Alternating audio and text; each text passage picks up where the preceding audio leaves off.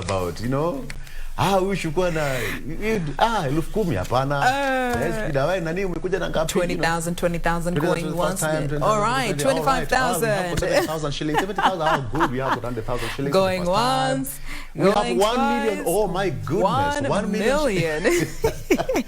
That would be a nice one. And imagine Oloo doing the auction. Hey, Buana, what is 1 million? Buana, 2 million shillings going for the first time. No, Buana, no, we have got 5 million shillings. Sit down. You want to outbid me? No. By how much? 10 million. I will slap you with that 10 million. What do you mean? But this is pretty interesting, you know. It will be interesting, though. It will be interesting, though. Yes. All right. Fine, let's take a look at the Standard newspaper. What's making the headlines on the Standard? Ruto truce fails to stop hustler fight. Ruto truce fails to stop hustler fight. The DP makes a timely intervention to end the row over Kiambaa parliamentary by-election candidate, but the vicious infighting within his political house escalates to the battle for the soul of hustler nation. That is also captured in the Star newspaper, and now Deputy President Ruto has now moved it with speed, at least to quell the simmering tension in the hustler movement. How that is going to pan out in the coming days will be a matter of wait and see. And you know how we do it. It's only on KBC Channel 1, Good Morning Kenya, where we'll get you all that is happening. Still on that, varsity and college kick-off placement, with at least 700,000 students who sat KCSE this year will be placed in tertiary institutions by end of July. According to Education CS George Magoha, who said that that revision of course choices for placement to degrees, diploma, artisan and craft courses had started. So 700,000 students who did their KCSE will get their placement. And let me just give you a bit of that. What Magoha said, that yesterday CS said that that the revision for courses choice for placement to degree, diploma, artisan and craft courses are started and would end in July. Magoha said that all the 143,140 candidates who scored C+ and above in the 2020 Kenya Certificate of Secondary Education would get placement in the institutions of higher learning. Public and private institutions have reported having 160,160 positions for new government-sponsored students, while colleges, technical and vocational education and training, that is TVET institutions, announced 331,045 slots for Form 4 leavers. So everybody is covered in that system, and the government says that every student who did KCSE last year will get institutions placement. All right. Open graves haunt homeless residents as landslides sweep homes and crops. This is something that is worth reading. Perennial landslide in Kilungu, Makueni County have left residents homeless, exposed graves and destroyed food crops. More than 20 families are staring at dark days ahead as the earth continues to drift further. Now that is a worrying trend there, and I hope something is going to be done, and of course by the county government, to make sure that those people who live in those landslide prone areas will be helped to move to safer grounds. And of course, just the fact that open grounds or open graves are there is not something to look at. BBI office files appeal, raises 16 key issues. Again, this is something that we are going to discuss at the top of the hour between 8 and 9. We are going to delve deeper at some of the cases, some of the key issues raised in the BBI appeal case, and how that is going to pan out. Raila lays ground for Uhuru June first visit. That is also captured in the other newspapers. And ODM leader arrived in Kisumu unannounced on Sunday to rally residents to accord the president and his guests a warm welcome during the June 1st Madaraka Day celebrations to be held in the county. And there, ODM was also accompanied by Kisumu Governor Professor Anyang' Nyong'o and other officials. Before that happened, he held a closed-door meeting with the county MCAs to at least just to quell the simmering some tension as well in that particular county. Revamped meat agency targets export market. Yesterday, President Uhuru Kenyatta toured a revamped Kenya Meat Commission factory in Athi River, Machakos County, accompanied by Governor Alfred Mutua, CS Monica Juma, and Peter Monya, among other senior government and military officials. Now, head of state, while lauding its transfer to the military, said that interest from state agencies for their suppliers is a sign of the renewed trust in the commission. So that is going to be some good news to Kenyans, of course, people who love beef. Okay, it's all ready to go. All right, so there we have it. Jane, what do you have? Just to pick up from that particular story you had mentioned about the forthcoming Madaraka Day celebrations, there is a piece here concerning Kisumu, as they have written.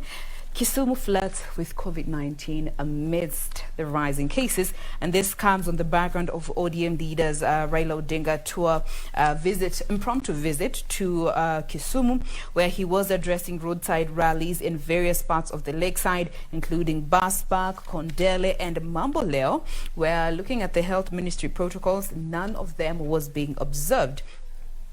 He was quoted saying, "The other day, Satan came in the name of COVID, but I faced it and fought it. And now you can see that I am well, happy and healthy. And you are the first people I am visiting because Kisumu is home."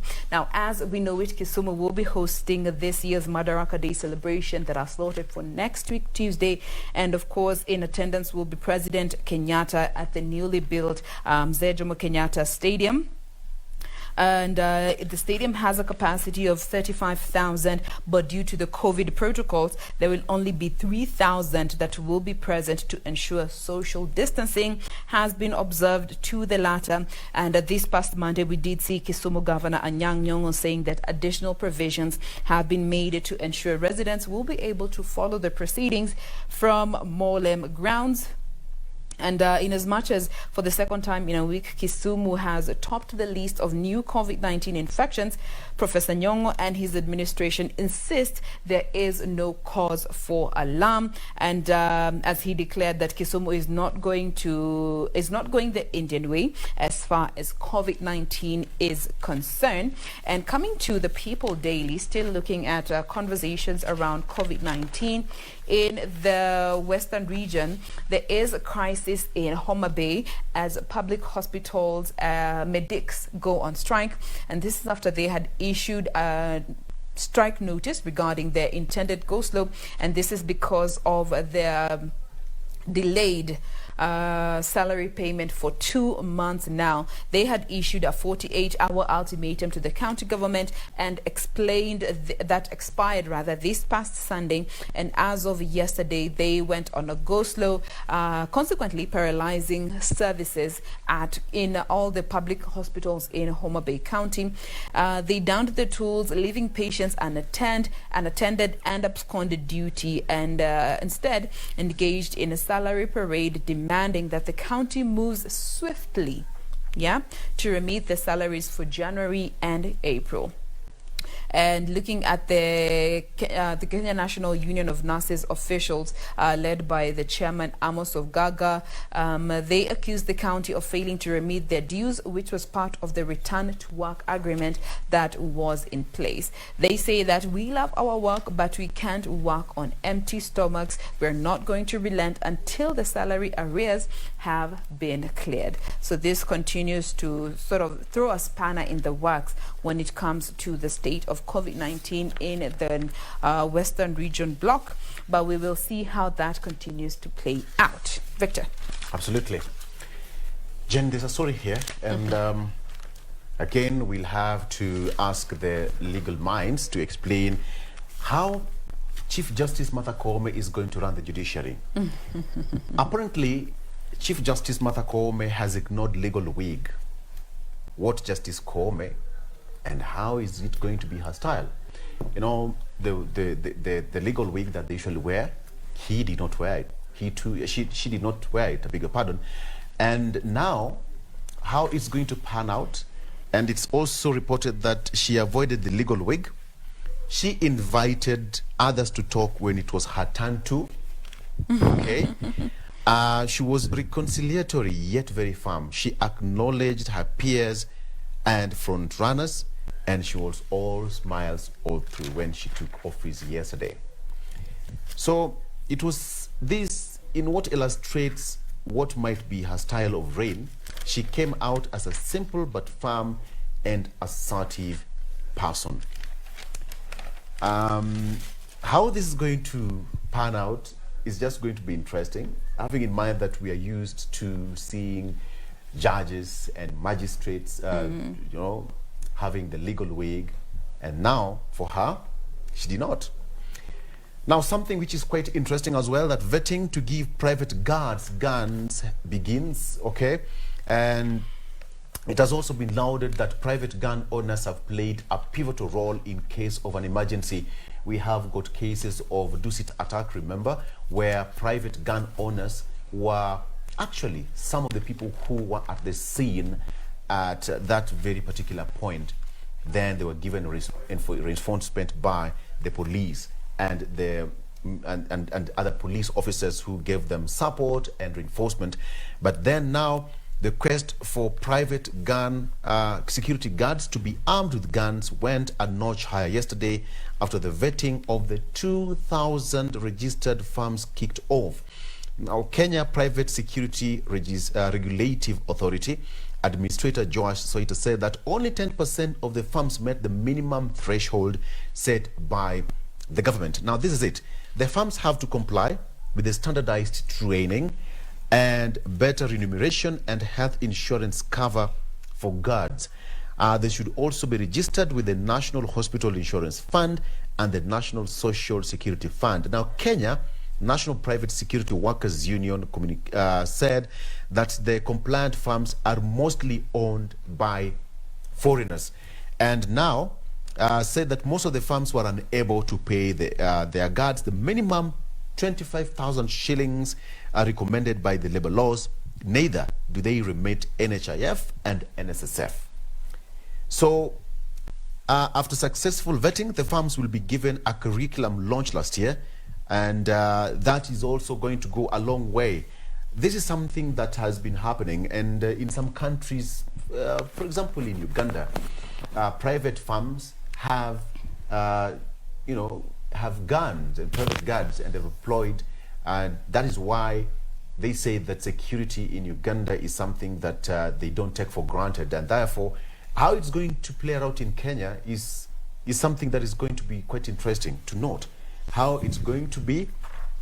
And you have to go for mental tests, you have to go for amplitude test, you have to go for fitness. There goes to be a lot, and how it's going to help to improve security in the country is quite interesting. And we know that we have got illegal guns roaming around in the streets, and the government now says enough is enough.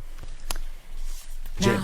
Yes, speaking of enough is enough, just last week we had a conversation with the Rastafarian Society of Kenya, and they were proposing that cannabis be allowed under the exemptions that exist within the law for their religious uses.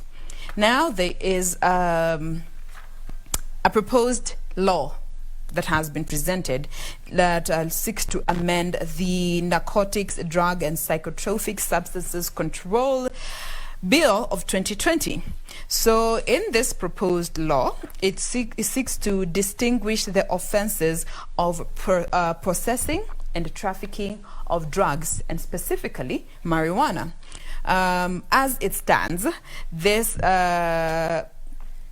law says that anyone caught in possession or trafficking of marijuana will will be fined not less than 50 million Kenyan shillings or face a 50-year jail term. Now they are looking to sort of draw a line when it comes to possession and possession with intent for personal use and possession with intent to traffic. Now, if you were found in possession of marijuana, according to this proposed law, and you can prove in a court of law that it was intended for personal use and not for sale to other people, you will not be jailed for more than 5 years, or you will have to pay a fine of 100,000 Kenya shillings, or both. But if you are found in possession of marijuana that was intended for trafficking, and this in simpler terms was meant to be sold, the harsher limit will now be a jail term of not less than 50 years, or a fine of 50 million Kenya shillings, or both. All right. Now, some of the other reasons that have been put forth just support this particular law in a secondary way. They suggest that this particular law will help to decongest police cells, because most of those who are found in possession of marijuana are most of the times not able to pay up this fine, so they end up serving the jail time and consequently congesting the police cells that we are. So we are yet to see how this will go. It is still presented for to be reviewed by the members of parliament, and if President Kenyatta signs the bill into law, they will be required for the convict to prove that the bang was for individual consumption and not for sale, to be able to draw that line with possession for personal use or possession for intended for sale and trafficking. So this will also go to safeguard the rights and interests of people who have problematic substance use.